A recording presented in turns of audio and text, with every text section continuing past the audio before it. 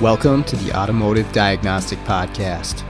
We're going to explore ways to sharpen our diagnostic skills, find learning resources, and hear from experts in the automotive field.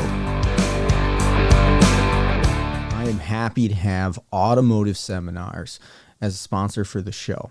Now, if you're not familiar, Automotive Seminars is a diagnostic technician training company. They've got a website that there'll be a link to in the show notes. And what they offer is top-notch training to technicians like us in the field. I've been taking their training courses for years and have got a ton of benefit out of it. They've got top-notch instructors, John Thornton, Scott Shotton, Scott Manna, and every other month they've got a 2-night course that you can sign up for. Join in, ask questions, and afterwards, you've paid for the course, you can access a recorded version whenever you want. You can rewatch the class 2 years later in case you wanted some details on it. And that is a fantastic feature. So make sure to check out the website to see what courses they have available and what's coming up in the future. What's going on, automotive world? Welcome to another episode of the Automotive Diagnostic Podcast. My name is Sean Tipping, and I'll be your host once again for this week's episode. Thank you so much for joining me on the show. Just me this week. I'm going to go over a couple case studies with you on vehicles that I've dealt with recently. I got a couple of them here that have related problems, but we found different things with the two vehicles. But the system in question is the keyless entry or smart key, proximity key. There's a lot of names out there for it, push button start. Where we don't have an actual bladed key that goes in and rotates the ignition switch. Instead, we have a push button and some sort of detection system to recognize whether there is a key present in the vehicle and if it belongs to the vehicle. And if so, and if all the things are functioning, it'll key up the vehicle and allow it to start. Well, in both cases of these vehicles, that does not happen. We get the no key detected message on the dashboard, and a lot of you have seen this with vehicles before. For various reasons, it might just be the key's dead, right? The battery might just be dead, and that's actually pretty common. That happens, or the key has failed, right? That's another relatively easy solution to determine. But in both cases with these vehicles, it's more than just that. The keys turned out to be just fine, or we're replacing a key, actually, in both cases here. So as long as we got the correct key, which is something to consider, the key should be fine. But I'll go over that and how to verify that as well, because that in itself can be a challenge. But anyways, the vehicles we're going to be working on, first one is a 2019 Chevy Sonic, and the second one is a 2017 Ram 2500. And I'll go over all the details on each vehicle. But before we get into it, I just want to remind everybody that we have some merchandise. We have t-shirts and sweatshirts with the Automotive Diagnostic Podcast logo on them. You can check those out on our Facebook page if you want to actually see one. I do have an image here on the YouTube version. We do have a YouTube channel if you'd like to watch these episodes along with a helpful PowerPoint that has some images and diagrams. Not necessary. My goal is to keep the podcast so that you could listen to it audio only and get everything that you need out of it, but it does add a little something to have a video to go along with it. Anyways, if you want to win a free t-shirt, all you have to do is leave a review on the Apple Podcasts for our podcast, or leave a comment on one of the YouTube episodes, and it's just under Automotive Diagnostic Podcast. You can find it. And once a month, we will randomly select one of the people who does either the review or the comment, and we'll announce it on the show that you've won a t-shirt. If you hear your name, get a hold of me via Facebook or email, which you'll find in the show notes. Let me know your t-shirt size and address, and we'll get that t-shirt sent out to you. So anyways, with that out of the way, let's get into the first case study. This is a 2019 Chevy Sonic, and it's blue no less, which it's kind of funny, a blue Sonic. Anyways, the vehicle was purchased from the auction by a car lot. And if you deal with car lots at all, you'll find they purchase a lot of vehicles from the auction. So we run into similar situations and a lot of situations involving keys, because a lot of the times when vehicles go through the auction, they'll have locksmiths that come through and just make a key that will start the vehicle. And very often it's the cheapest key possible, and probably because that's what the auction wanted, in order to get the car to start. But then that's it. It's not the right key for the vehicle. It doesn't have all the functions. And so a lot of times these car lots, they want the correct key or the correct remote with all the buttons that function. And so I do a lot of work for this particular car lot in that regard of making keys, or even just making a second key for a vehicle. A lot of times when they sell these, they want to be able to sell it with two keys, and understandably so, right? It's kind of a vulnerable position of the owner of the vehicle to only have one key, because then you lose that, and it's very expensive, and your vehicle is going to be down, wherever it is, until you can get somebody out there to perform an all keys loss. But anyways, I do a lot of work for this particular car lot. This Chevy Sonic actually does have the key, and this is a push button start system, but it does have a key with all the buttons that does actually start the vehicle.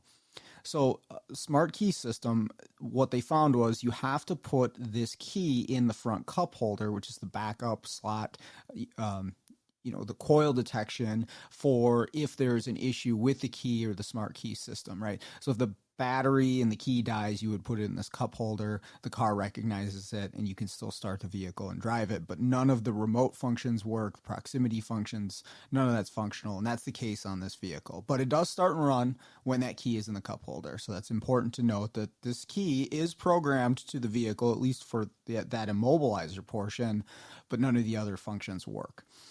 The shop did change the key battery, and that didn't change the problem. And so they called me. They said, hey, can you just make a key for this thing? I was not asked to do a diagnostic. They just assumed that the key was the issue, and they wanted me to make a key. Okay, that's fine. We'll do that. I usually just do what the customer wants. And so when we looked up the keys for this vehicle, for this particular Chevy Sonic, we did see that there was two options for the frequency and the FCCID. And I've talked about this before on the podcast. Obviously, there's different frequencies. The most common here in the States is 315 megahertz, 433 megahertz, and then there are some 900 megahertz signals. Now, within that, right, you have a ton of different remotes that operate off of 315 and tire pressure sensors, but they're going to have their own unique FCCID, and that's going to make that remote or that transmitter specific to that vehicle. And if that FCC ID is not correct, even if the frequency is the same, the car is not going to observe it. Even like, obviously you have to program the remote to the car before it observes it. But let's say we had the wrong FCC ID, even though it's the right frequency, and even though it's maybe an option for the right key for that car, the car will never accept it, even trying to program it in. And I run into that a lot. It's definitely an issue with getting keys for vehicles, especially if you're getting aftermarket keys. But I've even had it with the dealership where you order a key. I had this on it was either a Kia or a Hyundai. You ordered the key that had the remote section in it. It didn't program, but the old key would program in just fine. Well, we ended up finding there was two different options, and I had to tell the dealership, no, we need this part number for this car. They supplied that for us, and it programmed right in. So even at the dealer, their lookup can be incorrect, or maybe it's how they're looking it up. I don't know in that specific scenario where it went wrong, but there can be multiple options for a single vehicle. And Kia Hyundai seems to be really bad about that. They seem to have two different options for every single vehicle, and it can be difficult to identify which one is correct. So we've kind of just gotten in the habit of, if there's any question, we'll just order both keys, and then we have one in stock for the future of the other kind. And it eliminates a lot of back and forth and unnecessary trips to a vehicle.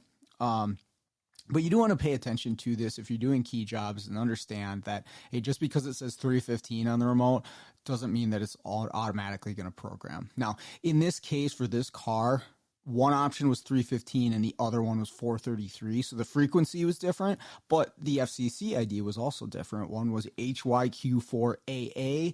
The other one was HYQ4EA, right? So a different number, but also different frequency. So I guess where I'm going with that is I could be able to tell if I had a functional key, which key for sure it is, just by using some sort of key tester, pressing the button and looking at the frequency, right? Key Tool Max will do this. Some tire pressure tools will do this. There's other tools that'll take an RF signal from a key when you hit the button and show you the frequency. And so that would be easy enough to determine on this one. This particular vehicle, like I said, had a key.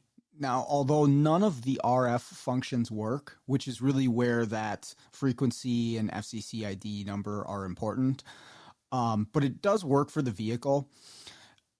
And the other thing was the emergency blade was cut to the door. And that's one thing I look at is like, does this key really belong to this vehicle, especially in an auction purchase case? Because maybe somebody just found a key, programmed it in, and you know they're using it to start it, but it's not correct for that application. But I'll look at that emergency key and see, does that work in the door? And is it brand new, right? Did someone just cut this emergency blade, or is it kind of worn out? Now, in this case, it looked like it had seen some use. It's kind of dirty. It's not a brand new key that was cut. It does work in the door. And again, this key is programmed to the vehicle. You put it in the cup holder and it starts. So, and the key is not brand new either. You can see some scratches and some wear on it. And so, although we can't be 100% sure, like somebody still could have grabbed a used key from another Chevy, stuck the emergency key blade into it, and then programmed in the immobilizer section, but maybe the RF function is incorrect. That's unlikely, but it's possible. So I don't like to rule out things like that because I have run into stuff like that. What I did do was I took this remote apart and I actually looked inside because it's easy enough to pop the cover off, and I saw the FCC ID on it. So I started with the key I had that matched that, and it was a 315 frequency with the HYQ4AA FCC ID. And this key, or any smart key really, when we're looking at it outside of, I'm sure there's examples of vehicles that don't apply to this, like maybe a Mercedes IR I'm thinking of that might be a little different. But for the majority of smart keys out there, the key portion, you could consider it the same as what I'm about to explain to you. So it's really broken down into two parts, right? You've got a very short range transponder that's not battery powered and only functions near the backup key slot or detection coil or halo, whatever that is. And that's various locations within vehicles, right? Could be in a cup holder, could be in a slot in the storage container, the glove box, maybe the push button start, maybe a slot in the dash, right? There's all kinds of different variations. And so you want to use service info to figure out where that is. And I've had that be a little bit of a challenge to figure out where is the actual backup key slot, because sometimes it's under a plastic, like a piece of plastic that's at the bottom of a cup holder or the bottom of a little storage container. And then then you see a slot that's the size of the key. Sometimes it's easy to find, but use service info, or I've honestly just used YouTube a lot of the time to see where it is. And there's a YouTube video for most of the popular vehicles out there. But anyways, there's a transceiver in the key, and this is very similar to what's been in bladed keys for many, many years in the plastic head. And its job is to respond to the ignition coil when it's in very close range. And I mean within an inch or two of this coil, it's going to be excited by the electromagnetic waves that the coil is sending out. And then it's going to send a signal back to that coil so the car can observe, okay, yes, this transponder belongs to the vehicle. But that's part of every smart key. And I want you to think that that is separate from the other functions of the smart key, right? There is another portion within that smart key that has a battery. It's a 3-volt battery in most cases. There's a couple out there that use a couple 3 volts, but it's a 3-volt battery that has another transceiver that is going to work on a long range function, or at least quite a bit longer than the other part that is not battery powered.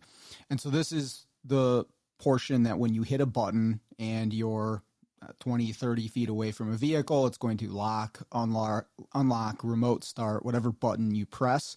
But also for a smart key, once you're in the vehicle and you press the start button, the car is actually going to use low frequency antennas that are around 125 kilohertz to send a signal to your key to request, hey, are you here and do you belong to the vehicle? And the key with the battery portion of this is then going to respond with a high frequency signal. That'll be your 315 or your 433 that goes back to the vehicle to say, yeah, I'm here and this is my immobilizer information. Or maybe it's answering a challenge from the car. Sometimes there's actual communication back and forth between the vehicle to say, hey, I'm challenging you with this information. And there's mathematical formulas in some cases that these keys are doing, or rolling codes that they're using to say, yes, I belong to this vehicle. And then if that's all good, then you can key up the vehicle and start it. But that's two separate portions of the key. And why I'm even talking about that is, again, we could... I could be concerned about this key, even though it works in the immobilizer portion when it's in the cup holder in that short range. Maybe the long range portion is incorrect for this car. I don't have anything to point to that yet, but it's something that goes through my head because I've run into scenarios like that. And you could, and actually I proved it on this vehicle. You could take the wrong immobilizer and you could program it to the vehicle, even though, and it'll work to start it, even though none of the RF functions will work. Okay. And so again, just think of that as two separate portions of the key, and it'll kind of help you guide you to what direction do I need to go. So anyways, I'm just here to program a key, not necessarily diagnose this yet, but I'm going to do what they asked and I verify, okay, this is at least what I assume to be the correct key, the 315 megahertz. And so I program that in by putting in the cup holder, and I use the Autel, and it's a 12-minute wait in order to program this. And once the key programmed in, I can do the exact same thing I could with the old key. If I have it in the cup holder, it'll start the vehicle. I take it out of the cup holder. I get a no key detected message on the dash when I press the start button, and it doesn't start. And none of the RF functions work. So if I hit the lock or unlock button on the key, nothing happens on the vehicle. Okay. So again, there's the question in my mind of, is this the correct key? I have the other one. But now I'm also wondering, is there something else going on with this vehicle? And so at this point, I'm going to stop here because I've done my key programming and talk to the shop and say, hey, do you want me to diagnose this and figure out what's wrong? I don't believe it's a key at this point because we programmed a new one in, right? That's still that small sliver that I could be using the wrong one, and maybe we'll get to that point, but I need to do some testing on the car really before I get to that conclusion. And so they approved it. They want the car to work, so they'll let me do my thing. And really what I'm looking at here, again, if we split that key up into two sections, I'm not concerned about the short range and the immobilizer portion. I am concerned about the long range system where the car reaches out to the key and then the key reaches back out to the car, and specifically that part too, right? At this point, I'm not even really thinking about the low frequency antennas in the car to detect the presence of a key. I'll test that, and I will, and I'll show you the results of that. But the fact that when I hit the lock or unlock on the key, that has nothing to do with the low frequency antennas inside of the car. And so really, before I even do anything, before I scan the vehicle or do any tests, I should really be considering what takes that signal. Where does that signal go to in the car, and what does it do with it in order to get it to the correct place, right? We know that the immobilizer system of the vehicle works, but for whatever reason, it's not responding to any of the functions of the key. So anyways, that's how I'm going to proceed with this, and the shop did approve it. The tester that I use for this is the diagnostic box TDB003. It's my favorite tool for it. There are other tools that you can use, but I find this one is really easy to use. It's handheld, it's battery powered, and you can do pretty much all key functions with it. You can look at the RF high frequency signal. You can look at the antenna low frequency signals. You can even do some IR testing and some ignition coil detection. So you can do a lot of different things. You can read the transponder in the key too. There's a ton of different stuff you can do with this, but for proximity systems, this is the tool I grab, and it's really simple. And again, my goal here is to determine if the problem is the key side or the vehicle side, right? There's still that small possibility it could be the key that's the issue, but we need to make that determination. And I did scan this for codes. I did not find any useful codes in the vehicle pertaining to the system that I'm dealing with. So first, I'm just going to check the key output, and I'll do that with the old one and the new one. And both of them output a 315 megahertz signal when you press the buttons on the fob. And here's the other thing. When you're in the vehicle and you press the start button, the key transmits a 315 megahertz signal. Now, granted, these keys have both been programmed to the car. That's important to note, but that tells me a lot with that test, right? And I'm going to do the next test, which I actually didn't even really need to do, but it's honestly just a few clicks of a button on the tool, so I figured why not. I like to see known goods working anyways. It's easier to compare it when you do have a problem, but I don't really even have to look at the low frequency antennas on this because, and that would be something to consider too, right? If you didn't have a tool, like there's a Pico lead or there's this tool, there's other tools to look at the low frequency antenna signal. And a lot of key testers won't do that. They only work in the megahertz range. If you didn't have a tester and you're looking at this, and that key outputs a signal when you press the start button on the dash, you know those low frequency antennas, or at least one of them, are working and reaching out to the key, because the key's response to that is to then send out a 315 megahertz signal like you were pressing a button on the key, but you're not. You're pressing the button on the dash, right? So I know all of that stuff works. And again, I did test the low frequency antennas with the tool. Again, couple clicks of a button, and I can see a response when I'm hitting the start button. Okay, I already know that's there, but it's easy enough to check and verify. So I'm kind of done with that section of the car. I'm not looking at the low frequency antennas. I can move on past that. And the key is outputting a signal. Okay, now, there is still the possibility that the other key that I have could be the one that actually needs to be in that vehicle. And so what I actually did here was I took the 433 key that I had and I added that in, and it was a little bit of a gamble because it's a 10-minute wait. But I was like, well, you know what? I just need to eliminate this as a possibility because it's the sort of thing that I run into with auction cars. Is somehow or another, the wrong key got programmed into this thing. Well, come to find out that wasn't the case. And it is interesting to note, though, that you could do this, meaning that immobilizer wise, if that key's in the cup holder, you could have either one of these keys. That little short range transceiver is the same between both of these, even though the RF functions, the high frequency signal, is going to be different. The FCC is going to be different.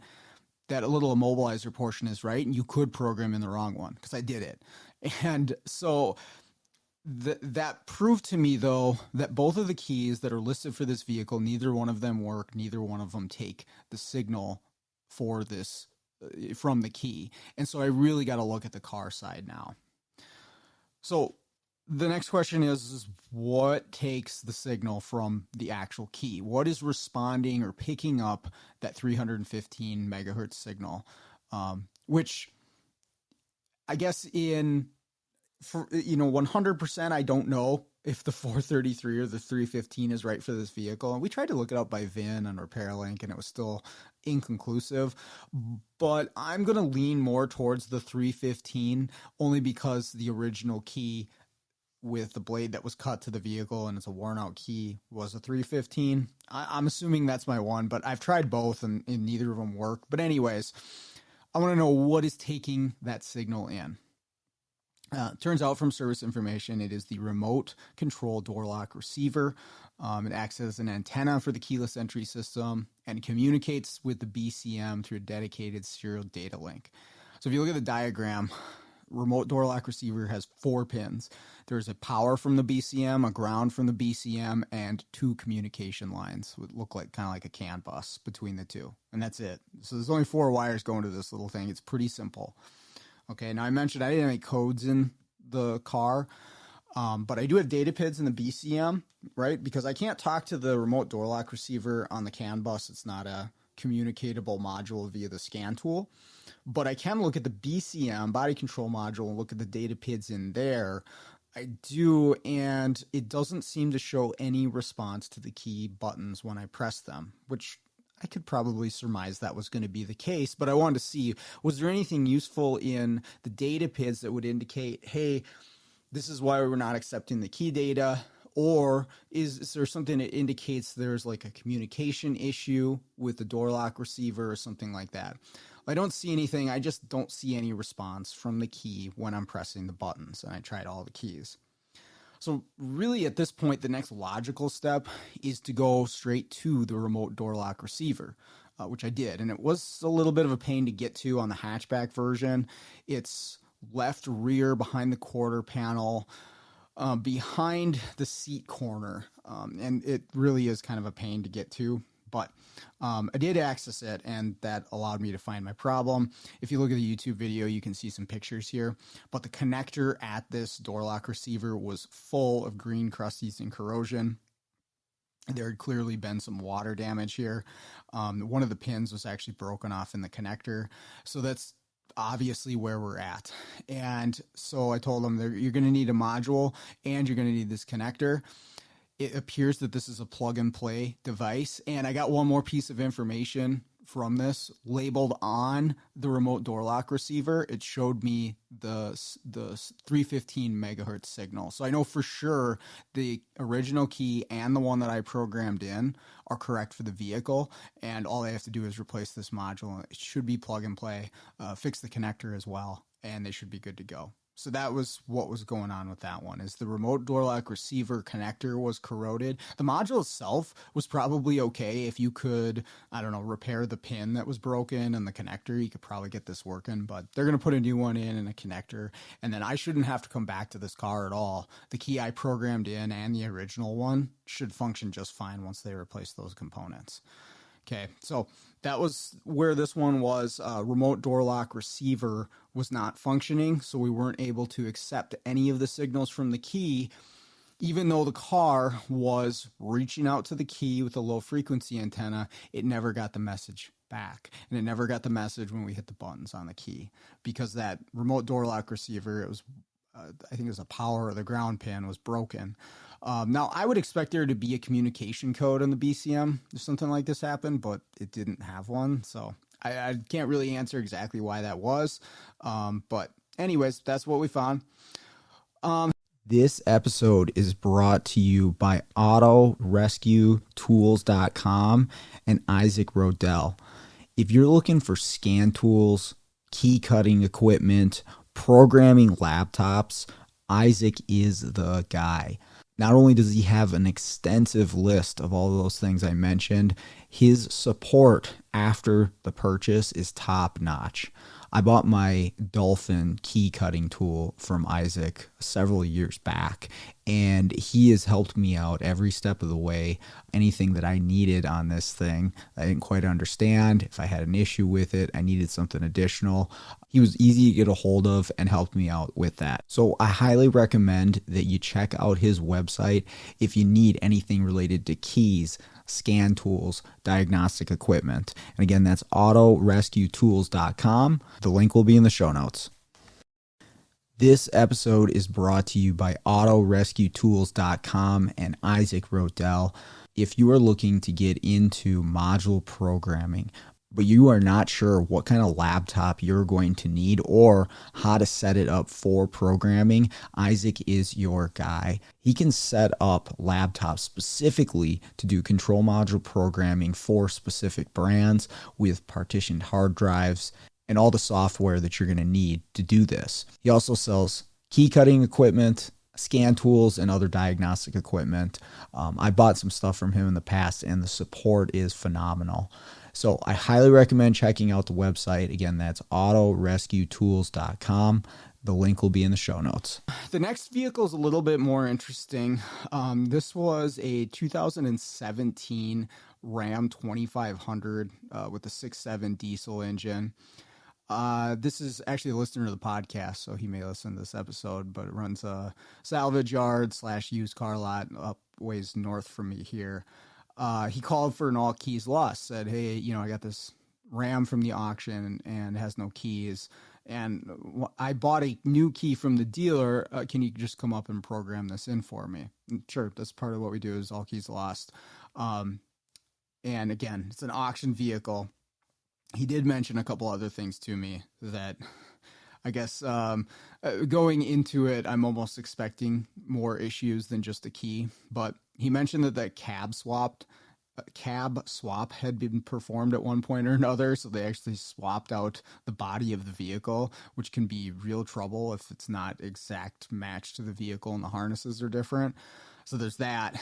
And he also mentioned that this thing had been through the auction not just once, but 7 times. So, and I actually looked up, you can look up on like Copart, you could see that, yeah, this thing's been sold at the auction 6 or 7 times within the last couple years. So, it could very well be a real interesting one. So I set some time aside for myself when I got to this vehicle, because I'm like, yeah, it's probably not just going to be a key programming, but we'll start with that and see what we get. I do have a different mindset going into this than I did with the Sonic or just a regular all keys lost of like, I'm expecting to find something else. And I'm going to do a full vehicle scan and really pay attention to everything, that all the codes that I have, but also what modules are present, who has what VIN in it, things like that, because I'm expecting to find a problem here. Right, we should do a vehicle scan on anything that we work on, but it's like before I even really try doing any programming or adding keys, let's pay attention to what we have and don't have, and that might put us in a different direction in order to figure out this car. So I immediately find that there's no communication with the radio frequency hub, and even with no key operations, which we can't key this thing up, obviously, it doesn't have any keys programmed to it, but you should be able to talk to the RF hub. That's one module on these style of Mopar, Chrysler, Dodge, Jeep, Ram vehicles. If it uses a BCM and not like a TIPM style, you should be able to talk to the body control module and the RF hub at a minimum, even if the key is off. And I can talk to the BCM, I cannot talk to the RF hub. And so that's where we're going to add keys to anyways. Like the RF hub actually stores the key data. And so not being able to communicate it is step one. We have to figure out why. So that's the direction I'm going with this. And, check fuse or whatever and check the network. The network seems to be okay, besides the fact that I can't talk to the RF hub. But I'm going to access the RF hub and see what's going on. This is against the back of the cab wall on the driver's side of the vehicle. And so you just have to move a panel back and you can see it there. So I do that. I'm going to go to it, do some tests and stuff. And as soon as I pull the panel off, and if you look at the YouTube channel, you can see this. There's just a harness that's like sliced in half, probably about 10, 15 wires in there, just cut and hanging there. All these wires are exposed, and the RF hub is gone. Like, it's supposed to be bolted to this cab wall here. There is no RF hub, and this harness is just cut. And so did this happen when they cab swapped it? Did somebody yank this the connector pigtail and RF hub out for some other vehicle. I don't know, but I told him, I'm like, well, there you go, man. Start with that, and then we can move on farther. There's no point in me doing anything else here today.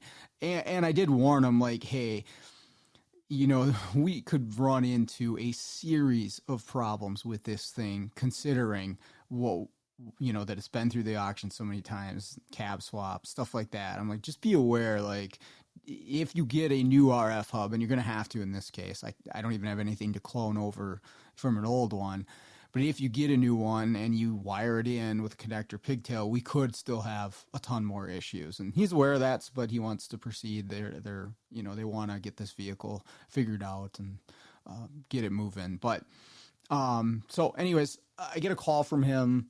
It was a few weeks later. Got a brand new RF hub from the dealer and found a connector and a pigtail, soldered everything in, and got it mounted up on the back of the cab there. Said, okay, we got this in. I can talk to it. Do you want to come up and try to program that key again? Sure. We'll give it another try. And again, he's understanding that, hey, there could be some other issues with this thing, but all we can do is try and kind of see where it leads us. So I come back to the vehicle and I can talk to the RF hub. Good. We need that. And I'm going to try to program in his new key from the dealer, right? So we got 2 new parts, which is nice. A lot of times when I'm working with used car lots or shops in general, we have used parts. Let's take a used key from another vehicle and a used RF hub, and not here. We have brand new parts from the dealer. So everything should be correct. Everything should work for this vehicle. Not guaranteed, but anyways, I like having new parts better than used parts. It removes a lot of question marks. All right, so the first question I have, though, is do I need to set up or program this RF hub before I program a key in?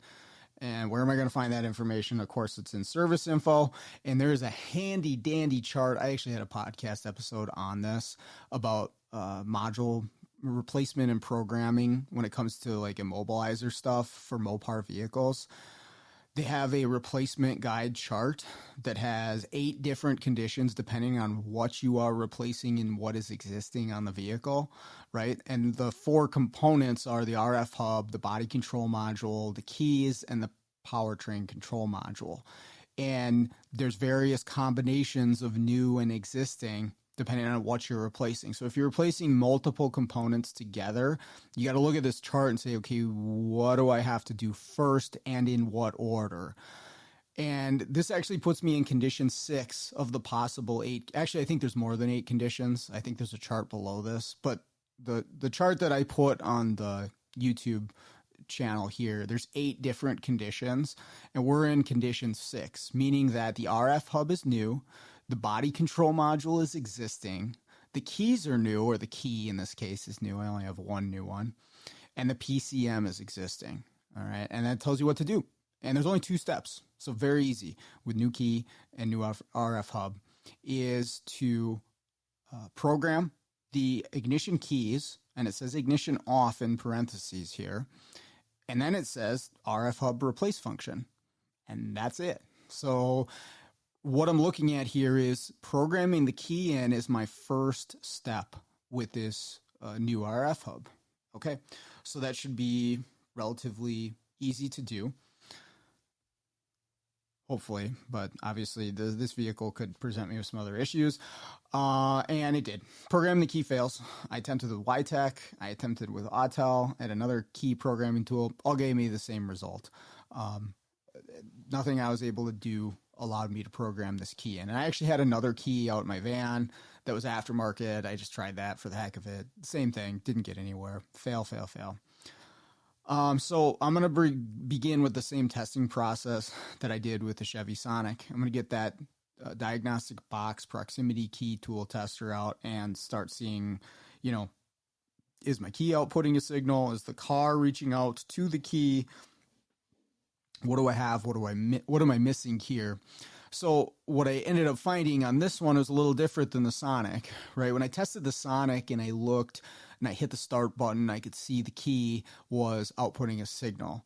Now, in the Sonic, I was able to actually program the key into the vehicle. In this case, I wasn't. And I should stop here and note, when you program the keys in these particular Dodge Rams, a lot of a lot of key programming when you add a new smart key. It's going to use the backup transceiver or the backup slot, the emergency, right? That close range. They don't do that with these Chrysler smart keys. And that is something important to note when you're programming, because the backup transceiver for these is actually the push button start, meaning that if your key is dead, the battery's dead in it, and you don't have any RF functions, you're going to hold the key or actually push the start button with the head of that tombstone style key, and that is your backup. But in this particular era of Dodge Ram and a lot of the Jeeps, you don't actually program the key by using that portion like a lot of other vehicles you would. This vehicle uses the RF function of the key in order to program, and it's actually going to use one of the antennas in order to signal the key to output a signal. Okay. And I'll explain more of this as I go, but it is important to note when you're programming a key here, it tells you to put the key in by the center console, just near the center console of the vehicle. That is in YTech, and it's also in service information.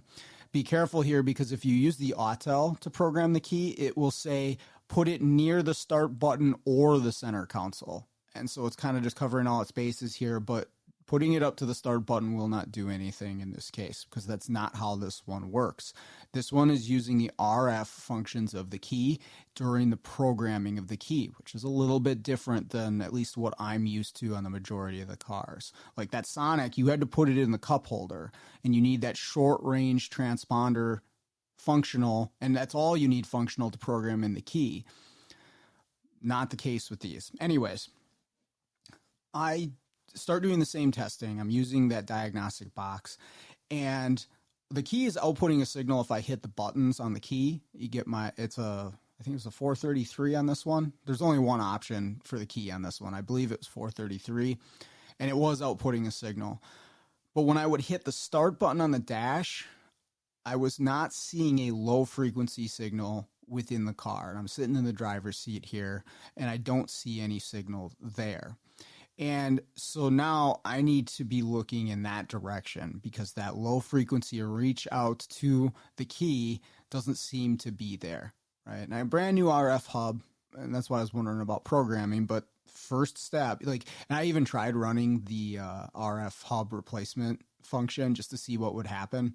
It won't let it do it until there is a key programmed in.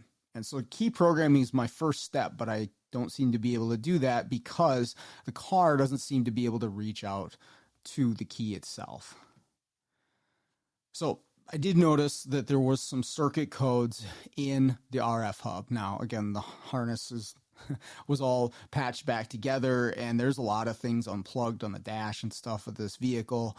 It's pretty rough shape, and so I didn't immediately pay attention to these codes, but at this point I did. I'm like, okay, let's see what's in there.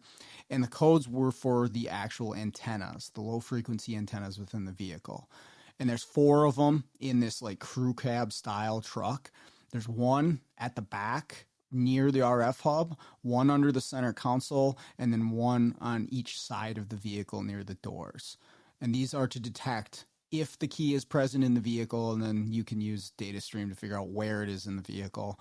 But there is codes for a number of these antennas. And what's interesting here, and I had not run this test before, but it's good to know that it's there, within the RF hub, even though it's not programmed, you can, well, I shouldn't say not programmed. It's not set up for the vehicle yet, but you can run an antenna circuit integrity test, and it's going to show you all 4 antenna statuses and whether they are open, shorted to battery, shorted to ground, or those are the 3. If it's open, shorted to battery, or shorted to ground for all of these antennas, 1 through 4. And what I ended up finding out was all of them were open circuit except for antenna number 3. That was the only one that showed that it did not have a circuit issue. And that correlated with the codes that I had in there as well. But I need to go after this and figure out, okay, why Why do I have these circuit issues? Is this something else with the harness, or what's going on here, before I continue to try to keep programming the key. And I actually did try programming the key using antenna number 3, which, if you look at the component locations, which I did in service info, antenna number 3 is actually right back by the RF hub against the back cab wall. And I looked and I saw there was an antenna plugged in there because he had it all exposed. And so I put the key like up to that antenna and tried running the programming, and it didn't work. I did, however, pick up a signal out of that antenna with my key tool when I would hit the start button, but the programming still failed. But what I'm thinking here is it wants me to put the key near the center console. I should see if I can figure out what's wrong with antenna number 4, which is the one near the center console. So the antenna is actually mounted underneath there, and it's just a 2-wire circuit, and the RF hub is directly connected to it, and it's going to excite that antenna to output a signal. And this antenna's only purpose in life is to output a signal, 125 kilohertz, that the key picks up in the battery powered portion, and then the key spits back out a signal, 433 megahertz signal, back to the RF hub, and it goes directly to the RF hub. These antennas are a one-way deal, and then it goes to the actual RF hub. And if you look at the service information, when you're programming a key, and there are some helpful notes in here as well, and this is kind of what led me to, okay, I really need to figure out what's going on with antenna number 4. I know it's an open circuit, but why exactly? It says, with the push button start system, when programming a phobic, hold it on or near the center console between the seats. When you are instructed to press the unlock button, it is important that the button is not held down. Press the button one time only. Do not press the buttons while programming is in progress. And I actually did find with a lot of these Jeeps and Rams, that is important that you follow the instructions here. And if you're using an Autel or an aftermarket key programming device, they can be a little bit misleading in what you're supposed to be doing with the buttons. But anyways, the information is pretty clear that it wants it near the center console, so antenna number 4. And that's what's involved for actually adding the key. So as much as I can tell, this is what I'm surmising from this, is that during the actual key programming, it's only using this one antenna to reach out to the key. Now, I could be wrong here, but from what I found, that was the case. And so I've decided at this point, I'm going to go after and try to figure out what's going on with this antenna. Okay, so easy enough. Let's access it. And this guy actually had the whole car torn apart. So I just literally lifted up the center console. It wasn't bolted down. And I could see the connector for the antenna. And it was just a broken off piece of plastic. There was like nothing left of it except for the connector. I was like, okay, well, I understand why it's an open circuit. You can see the picture of that in the YouTube video, but it's nothing special. Anyways, you can also see a fully intact one. This was antenna number 3, which was plugged in at the back of the vehicle. This one was functional, and I did verify that it output a signal, and it passed the circuit test in the RF hub. So I'm like, well, can I move this one to number 4 under the center console? And I could. The connector was the same, so I just unplugged it, move it over to number 4. And I attempted the key programming again. And I set the key like right next to the antenna. And I also had my diagnostic box tester active on the car prox function while I was doing the key programming. I kind of wanted to see like what exactly was happening here. And when you begin the programming for the key, and I'm doing YTech here, the car, using antenna number 4, again, as much as I can tell, that's the only one it's using at this point, outputs a signal to say, hey, key, where are you? And this is the point where you're supposed to press the unlock button one time. And so I do that, and the programming is successful here. So again, we're using that antenna number 4 to reach out to the key, and then the key sends its signal to the RF hub. The RF hub says, oh, okay, here we go. We're programming. We've identified that the key is there, and now we're going to observe this key. And so I was successful on this programming once I moved the antenna, the one functional antenna this truck had, to number 4. It went through. And then after that, I ran the RF replace function. This is where you need the pin code, and this was interesting as well. There is a pin code for this vehicle, and the new one has all zeros, right? Because the RF hub actually holds the 4-digit pin code for this vehicle. So you have to get this through NASTIF or other means in order to get this pin code, because you can't read it from the vehicle, right? A 17 Ram, you could potentially read the pin code with an Autel, but not if the RF hub was cut out and thrown away. You're going to have to come up with that pin code. Now, here's the deal.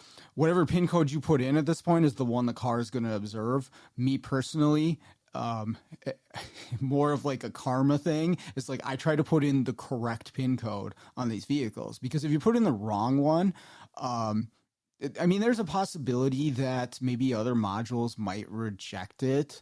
That's actually a good question that I hadn't really thought about. But I know that on some vehicles, you could put in the incorrect pin code here, and then that's what the pin code is. I don't like to do that. I do my absolute best to put in the correct pin code so that the next time that somebody runs in this vehicle, they're not up against it using, the correct pin code, going the correct methods, what somebody else put in 1, 2, 3, 4 as the pin code, right? Anyways, I'm going to put in the correct pin code, and whatever you enter here is going to be the pin code that's in that RF hub. If you were to read it previously, and I did, the Autel comes up with all zeros. But anyways, you don't need that pin code until after you program the key, which I thought was pretty interesting. It'll allow you to program a key, and then once you do that, then you can key it up. You can run the RF hub replace function, and that's when it wants the pin code. So interestingly enough. Now, if you try to add another key at this point, you'd need the pin code. And this one is not the rolling code or Fiat architecture. This is the old school 4-digit pin code on these.